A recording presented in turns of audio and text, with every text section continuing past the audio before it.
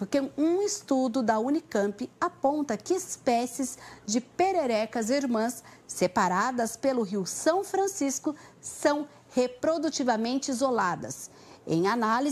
As análises começaram em 2012, em meio à desconfiança de que o isolamento geográfico das populações pelo Velho Chico pudesse ter originado uma nova espécie ao longo de muitos anos.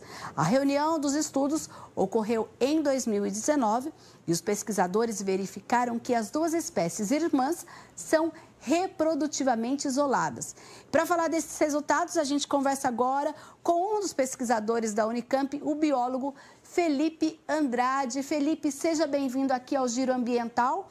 E eu já começo fazendo essa pergunta para você, desse interesse e de que forma que vocês conseguiram chegar a essas espécies irmãs separadas pelo Velho Chico. Olá, Mirna. Gostaria, primeiramente, de agradecer a oportunidade de falar um pouquinho sobre a nossa descoberta, o nosso achado aí, algo muito importante fazer essa divulgação científica. Bem, como você relatou muito bem aí no seu breve histórico sobre a pesquisa, isso partiu de um estudo, de um projeto, na verdade, de um dos autores do trabalho, que é o último autor, o professor Daniel Pacheco Brusque, o pesquisador responsável, né? Atualmente ele é professor na Universidade Federal do Paraná, e ele desenvolveu o doutorado dele também lá na Unicamp, né? Fomos colegas ali em algum momento contemporâneos, vamos dizer assim. E o projeto dele justamente era entender um pouquinho sobre os padrões de especiação, de distribuição, enfim, desse gênero chamado Pithecopus, né? E principalmente as espécies de baixada, né, que são aquelas que não ocorrem em topos de morro, em altitudes muito altas, ocorrem mais em terras baixas, né, com altitude um pouquinho menor. Então, a partir disso, ele com o seu estudo, ele tem a área de atuação dele é a genética, né, e houve junto com o professor Felipe Toledo, também lá da Unicamp, um convite para que eu conduzisse as análises morfológicas, as análises acústicas, que ali para fazermos a comparação, né, entre as espécies já descritas e entre as duas irmãs que nós chegamos. Então foi meio que um compilado e nós nos unimos, uma equipe, né, principalmente a professora Shirley Repp Pimentel, também da Unicamp, e com a ajuda da mestra Isabelle Haga e do doutorando Johnny Souza.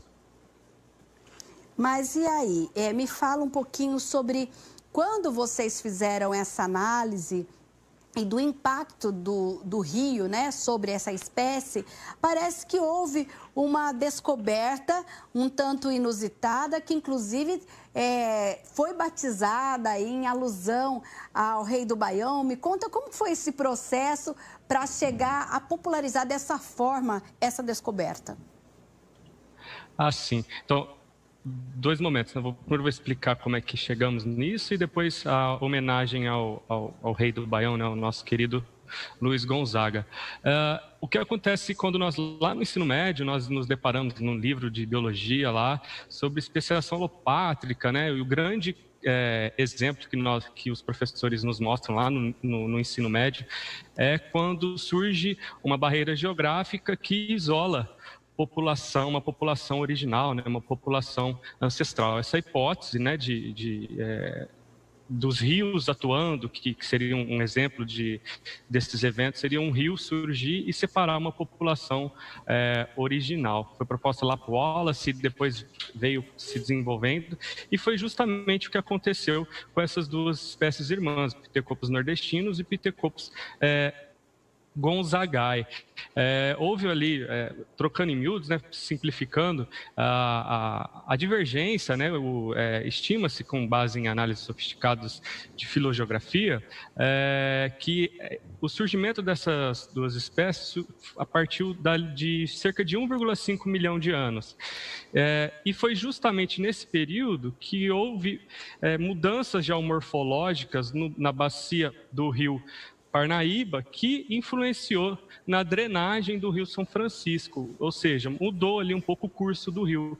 Então, a hipótese, né, a sugestão é que essa mudança geomorfológica isolou essas duas populações, essa população original, formando, com o passar do tempo, essas duas espécies que nós vemos hoje, né? Uma acima do rio, ao norte, que é a espécie nova, o Pithecopus gonzagae, e abaixo do rio, o Pithecopus nordestinus. Então, eles são espécies irmãs.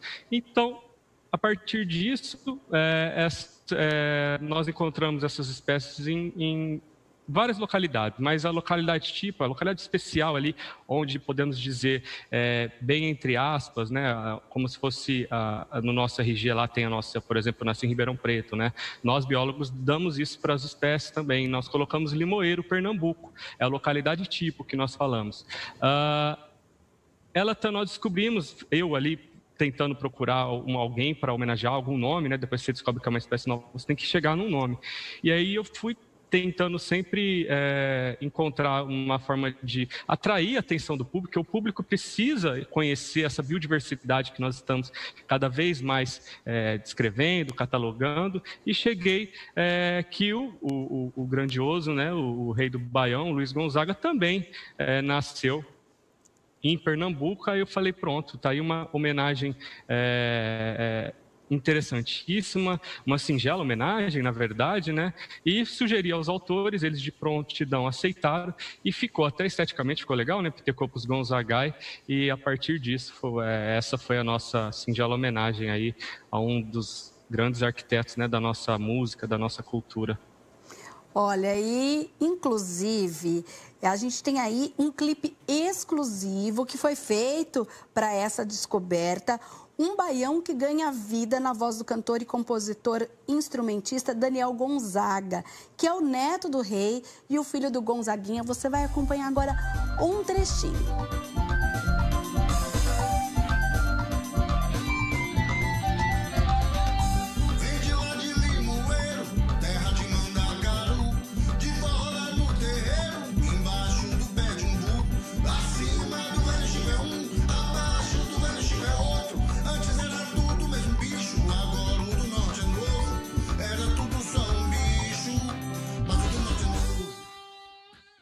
Agora, me fala uma coisa, Felipe. Você, inclusive, comentou agora há pouco sobre a questão da morfologia, a questão geográfica, a influência lá que aconteceu no Rio Parnaíba. E agora a gente passa por um momento em relação a uma nova transformação no Rio São Francisco. A gente tem acompanhado as obras de transposição e uma série de coisas. Isso pode, no futuro, causar uma nova influência nessa espécie?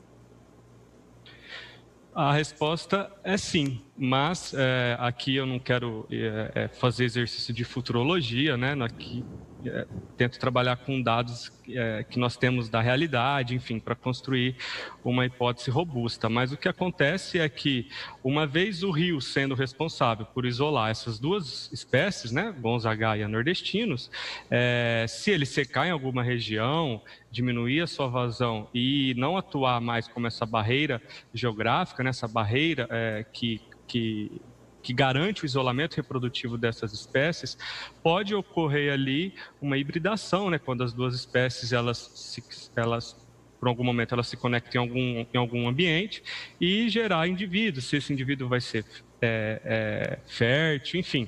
Eu não gostaria de fazer exercícios de futurologia, mas sim é uma coisa que, inclusive no trabalho, na discussão do trabalho, nós enfatizamos, né, a importância de dedicarmos um estudo a longo prazo, um estudo genético, né, para identificar como que a transposição do Rio São Francisco está atuando, né, na história evolutiva, né, dessas duas espécies. Será que ela vai secar em uma região ou não, está tudo ok?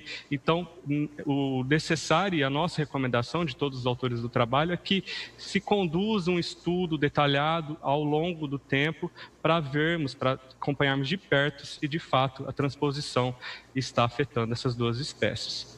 De qualquer forma, uma importante descoberta para que os futuros biólogos, aí, os futuros pesquisadores consigam fazer essa trajetória e a influência do Rio São Francisco, no caso, sobre essa questão dessa espécie das pererecas, mas a gente tem aí uma vasta, né? Uma vasta fauna que vai ser, com certeza, e vem sendo no decorrer aí dos anos, influenciada pelas transformações do rio ali naquela região. Sim, Mirna, um adendo, né? Isso também foi encontrado, o rio atuando como uma barreira, o Rio São Francisco, né, isolando espécies próximas, né, espécies irmãs, em grupos, espécies de lagartos, espécies que nós chamamos de dípteros, né, mosquitos, pequenos roedores, tá bom? Então temos mamíferos também, enfim. O rio teve um papel importantíssimo ali na história evolutiva de diversos grupos, né, de animais ao longo da história evolutiva dessas linhagens. Felipe, eu agradeço a sua participação, sucesso na continuidade da pesquisa e, tendo novidades, o Giro Ambiental está de portas abertas. Muito obrigado, Mirna.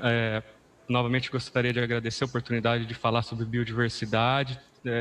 Quem acompanha os noticiários, estamos vivenciando ano após ano a biodiversidade brasileira sofrendo cada vez mais com o avanço da fronteira da agropecuária, enfim, todo mundo quem lê os jornais sabe. Então é muito importante termos espaços como esse para divulgarmos, para conversarmos com a população e mostrarmos a importância que a nossa biodiversidade tem e que precisamos viver em harmonia com as outras espécies. Muito obrigado. Tá certo, então, e assim a gente termina o Giro Ambiental de hoje e volta na próxima semana. Até lá!